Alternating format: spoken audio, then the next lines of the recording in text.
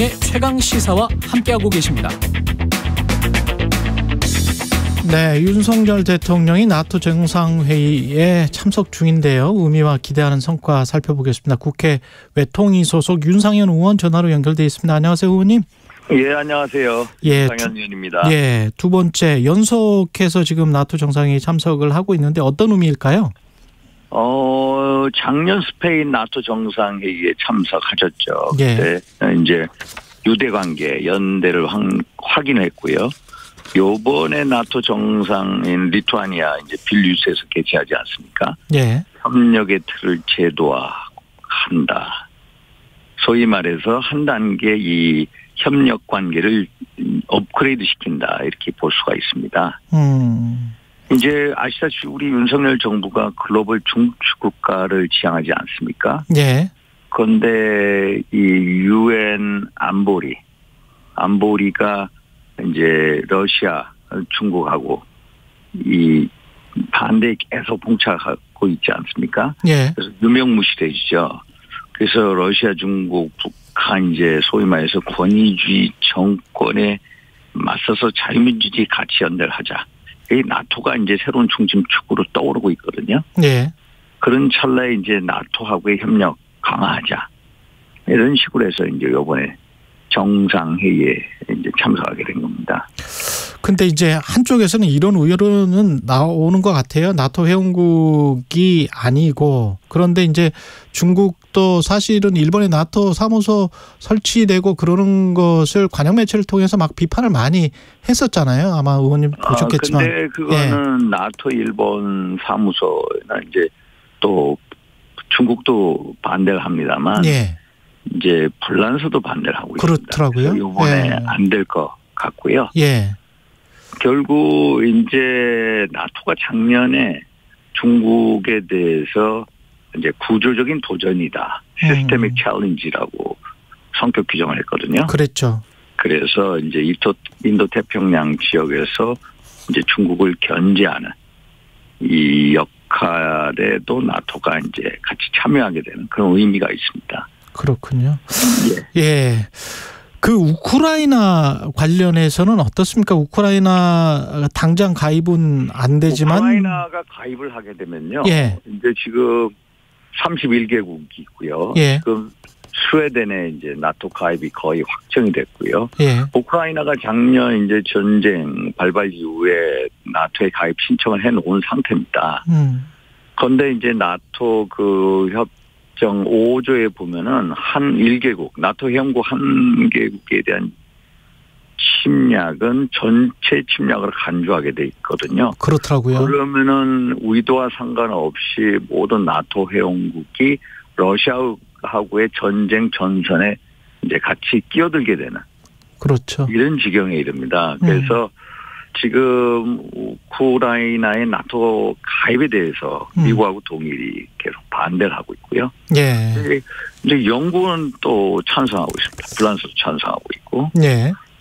또 이제 동유럽 국가들이 찬성하고 있습니다. 그래서 이번에는 뭐 이제 나토 가입 결정은 안 될 것 같고요. 안 되겠죠. 아마 예. 나토하고 우크라이나하고 이 협의회 위원회를 처음 창설할 거고요. 나토 가입을 하기 위해서는 MAP라고 있습니다. 멤버십 액션 플랜이라고 해가지고 예. 그 나라의 나토 회원국에 준하는 그 어떤 정치, 경제, 국방 이제 개혁을 해야 되는데 그거를 면제해 주려고 이제 의결을 하는 것 같습니다. 당장에 핀란드도 작년에 가입 신청을 한 다음에 그렇죠. 이제 예. MAP를 전부 면제해 줬거든요. 그래서 예. 아마 우크라이나에 대해서도 MAP를 면제하는 쪽으로 가는 것 같습니다. 전쟁을 그러면 종전이나 휴전을 시키는 방향으로 유도를 할 수도 있겠습니다. 나토 가입은 휴전 이후에나 가능한 거니까. 가입은 이제 그 다음 전쟁 그렇죠. 이후의 문제입니다. 지금 그렇죠. 당장은 우크라이나 안 되는 거죠. 예, 나토 가입은 찬성 만장일치거든요. 그래서 그게 힘들 것 같습니다. 한일 정상회담에서 오염수 이야기가 분명히 나올 텐데 어떻게 입장을 밝힐까요, 대통령이? 대통령은 무엇보다도 우리 대한민국 국민의 건강과 안전을 중시할 거고요. 네. 또 이 후쿠시마 오염수가 이제 방류되면은 그거에 대해서 우리도 어떤 안전성 모니터링, 지금까지 안전성 모니터링을 IAEA를 통해서 하고 있지 않습니까? 예. IAEA가 후쿠시마 그쪽에다 사무실을 개설할 거거든요. 거기에 우리가 아마 참여를 하려고 할 겁니다. 그래서 상시적인 모니터링의 제도화. 제가 보기에는 아마 후쿠시마 핫라인이라고 저는 명명하는데, 이제 후쿠시마 이제 오염수 방류에 대해서 모니터링하고 정보 제공을 강하게 요청을 하고, 이런 제도화된 틀을 만들려고 아마 할 겁니다. 근데 방류 그 자체가 우리한테는 뭐 아무런 이익이 없으니까, 태평양 도서국 포럼에서도 과학자들이 그런 지적을 했었고, 그래서 방류 그 자체에 관해서 어떤 명확하게 반대를 하거나 뭐 이런, 예, 대통령 입장에서 그건 힘들 겁니다. 왜냐하면 힘들다. 왜 그러냐면은 이 방류라는 게 벌써 결정이 된 게 2021년도 4월이거든요. 그리고 2021년도 7월 달에 IAEA 국제원자력기구의 11개국의 전문가들이 참여하는 안전성 모니터링 TF를 만듭니다.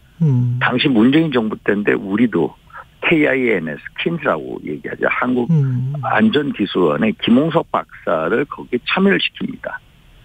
또 2021년 9월 달에 우리 문재인 정부 때 우리 대한민국이 IAEA 의장국이 되거든요.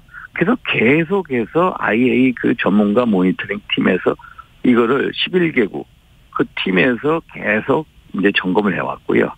시료 채취한 것도 IAEA뿐만이 아니라 미국이나 이제 또 중국이나 불란서나 한국이나 다 같이 시료 채취도 공동 검증을 했습니다. 그래서 이게 계속해서 우리가 참여해 왔기 때문에 또 IAEA에서 방류하더라도 기준 이하다, 문제가 없다라는 보고서가 났기 때문에 명시적인 방류 반대를 하기는 힘들다.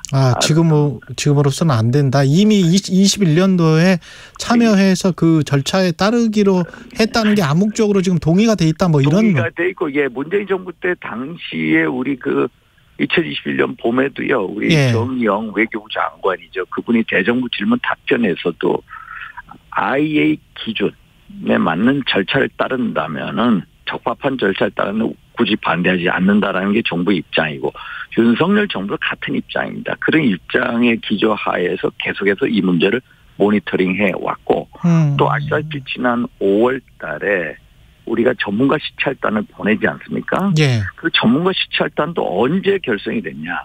우리가 2021년 7월 달 IAEA에 참여를 하죠. 예. 안전성 모니터링 TF.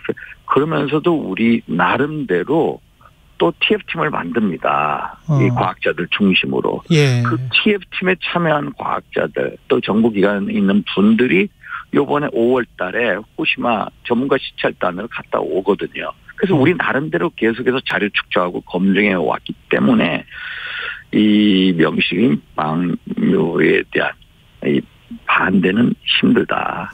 알겠습니다. 지금 한 2, 3분밖에 안 남았는데, 양평 고속도로는 원희룡 장관이 백지화를 선언한 이후에 상황이 그냥 계속 악화되는 것 같기도 하고, 어떻게 보십니까? 이거는 백지화는.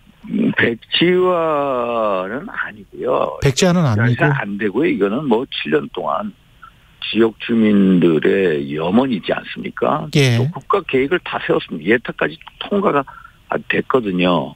그래서 이제 최근에 논란 때문에 백지하다, 중단이다 하는데 다시 주민들의 의견을 수렴을 하고요. 또 사실 보면은 원안보다는 대안이 여러 가지 면에서 합리적으로 보인 거는 사실입니다. 왜냐하면은 이제 그 원안에는 이제 다 강을 2번이나 건너지 않습니까? 그래서 합리적으로 모색하자. 정쟁을 갈 게 아니라 이것을 어떤 전문가 팀을 만들어서 또 주민 대표들도 해서 다시 처음부터 시작하자. 예타 문제도 결국 예타는 원안으로 예타가 됐는데 대안이 작년 5월 달에 새로 튀어나오지 않습니까? 예. 근데 대안이 훨씬 더 합리적으로 보입니다. 이제 소위 말해서 강화면에 IC도 들어가고요. 또 어떤 교통체증 해소라든지 환경 오염에 이제 이런 면에 있어서 훨씬 덜하고요.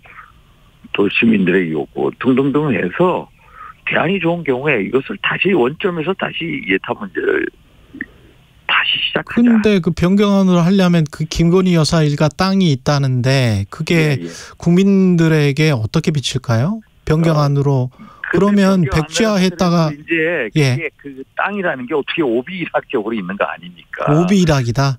예. 결국 양평 주민들이 뭘 원하고 정말로 BC라는 거 있지 않습니까? 비용 편익 그걸 봐서 정말로 가장 합리적인 대안이 뭐냐. 소위 말해서 국본 6도에 있어서 교통체증 문제거든요. 그리고 서울 양평간 고속도로가 보통 1시간 반 걸린다는 거 아닙니까? 그러면 서울 양평간 고속도로 뚫리면은 15분 내에 오거든요. 그래서 여러 가지 모든 문제를 종합적으로 다시 재검토하자. 다시 예타 시작하자. 알겠습니다. 여기까지 듣겠습니다. 윤상현 국민의힘 의원이었습니다. 고맙습니다. 예, 감사합니다. 2023 KBS 1라디오 연중기획 낮은 목소리